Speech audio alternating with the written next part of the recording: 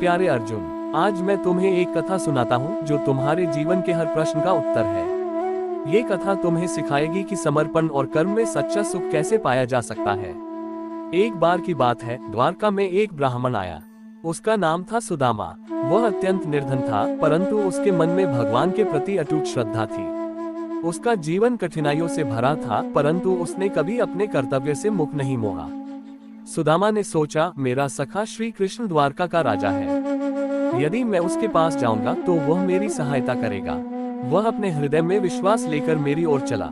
लेकिन देखो उसका समर्पण। उसने अपने साथ कुछ चावल ले लिए जो उसकी पत्नी ने प्रेम पूर्वक बांधे थे।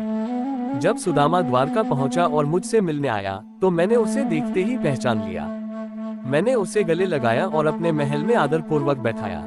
मैंने उससे पूछा, सखा, ये बताओ तुम यहाँ क्यों आए हो? सुदामा ने कुछ नहीं कहा। उसका हृदय भावुक हो गया और उसके नेत्रों से अश्रु बहने लगे। वह जानता था कि उसका मित्र उसके बिना कुछ कहे ही सब समझ जाएगा। अर्जुन, तुम्हें पता है, सुदामा के पास कुछ भी नहीं था सिवाय अपने सच्चे प्रेम और विश्वास के। वह निर्धन था, लेकिन उसका मन पवित्र था। जब उसने मुझे वे चावल भेंट किए तो मैंने उसमें उसके प्रेम को देखा। मैंने चाव से वे चावल खाए और उससे कहा, सखा, तुम्हारा यह उपहार अमूल्य है। क्या तुम जानते हो अर्जुन, उसके जाते ही मैंने उसकी झोपड़ी को एक महल में बदल दिया।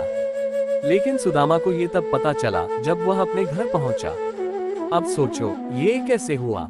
यह मेरे चमत्कार का परिणाम नहीं था, बल्कि उसके समर्पण और कर्म का फल था। सुदामा ने निस्वार्थ भाव से कर्म किया और मुझ पर पूर्ण विश्वास रखा। उसने अपनी इच्छाओं को मुझ पर छोड़ दिया। अर्जुन, ये कथा तुम्हें यही सिखाती है कि जब तुम अपने कर्म करते हो और अपने हृदय प्यारे अर्जुन, जब मनुष्य इस संसार में जन्म लेता है तो वह अनेक आशाओं और अपेक्षाओं के साथ जीता है। किंतु क्या वह ये समझ पाता है कि जो कुछ उसे प्राप्त होता है वह उसके कर्मों और विश्वास का फल है। आज मैं तुम्हें एक घटना सुनाता हूँ जिससे तुम ये समझ सको कि जीवन का वास्तविक उद्देश्य क्या है। एक बार की बात है, एक निर्धन ब्राह्मण जिसका नाम सुदामा था अपने जीवन की कठिनाइयों से घिरा हुआ था।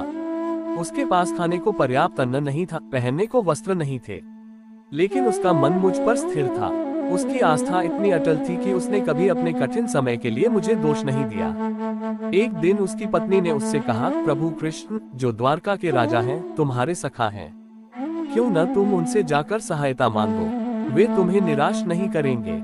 सुदामा पहले तो संकोच में था, लेकिन फिर उसने ये सोचकर द्वारका जाने का निश्चय किया कि अपने सखा से मिलना मात्र ही उसके लिए पर्याप्त होगा। जब वह द्वारका पहुंचा तो महल के द्वार पर खड़ा होकर उसने मेरा स्मरण किया।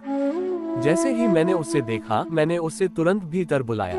वह थका हुआ था, उसका तन धूल से भरा था, परंतु उसकी आंखों में प्रेम और विश्वास की चमक थी। मैंने उसे गले लगाया और अपने सिंहासन पर बैठाया। अर्जुन, सुदामा ने अपने साथ मेरे लिए कुछ चावल लाए थे। वह मुझे देना चाहता था, परंतु संकोचवश छिपा रहा। मैंने स्वयं उससे वह पोटली ली और चाव से खा लिया। उसके प्रेम और निस्वार्थ भक्ति ने मुझे प्रभावित किया। सुदामा ने मुझसे अपनी कोई समस्या नहीं बताई, वह केवल मेरे दर्शन कर प्रसन्न हो गया। जब वह अपने गांव लौटा तो उसने देखा कि उसकी झोपड़ी एक भव्य महल में बदल गई थी। उसके परिवार के पास अब सभी सुख सुविधाएं थी। क्या उसने मुझसे यह मांगा था? नहीं, मैंने उसे यह इसलिए दिया क्योंकि उसने मुझे अपने प्रेम और समर्पण से जीता।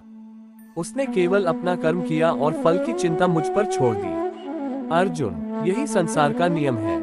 जब तुम निस्वार्थ भाव से कर्म करते हो और अपने समर्पण को मुझ पर छोड़ देते हो, तब मैं तुम्हारे जीवन को संवारता हूँ। यह मत सोचो कि तुम्हारे प्रयास व्यर्थ जाएंगे। हर कर्म का फल निश्चित है और वह तुम्हारे समर्पण और नियत के अनुसार तुम्हें प्राप्त होता है। संसार में जो लोग दुख और कष्ट से घबराकर हार मान लेते हैं, वे ये भूल जाते हैं कि हर कठिनाई उनके भीतर छिपी हुई क्षमता को प्रकट करने के लिए आती है। अगर वे मुझ पर विश्वास रखें और अपने कर्म को निष्ठा से करें, तो उनके जीवन में भी चमत्कार अवश्य होगा।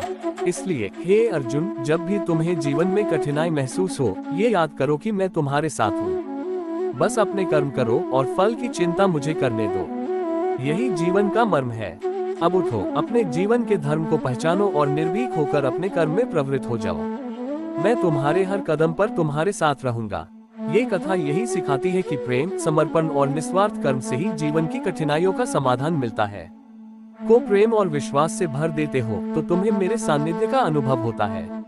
जैसा मैंने गीता में कहा है, कर्मण्येवाधिकारस्ते मा फलेषु कदाचन। तुम्हारा अधिकार केवल कर्म करने में है, फल पर नहीं। जब तुम फल की चिंता छोड़ देते हो और अपने कर्म को पूरी श्रद्धा और समर्पण के साथ करते हो, तब मैं स्वयं तुम्हारे जीवन को सफल बनाता हूँ। है